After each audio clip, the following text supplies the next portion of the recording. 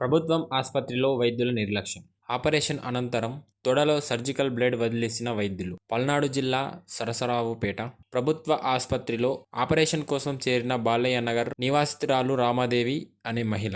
Operation అనంతరం తీవ్ర నొప్పి రావడంతో స్కానింగ్ చేసి చూడగా మహిళ తొడలో సర్జికల్ బ్లేడ్ ఉన్నట్లు గుర్తించిన వైద్యులు. వైద్యుల నిర్లక్ష్యానికి నిరసనగా ఆసుపత్రిలో ఆందోళనకు దిగిన బాధితురాలి కుటుంబ సభ్యులు.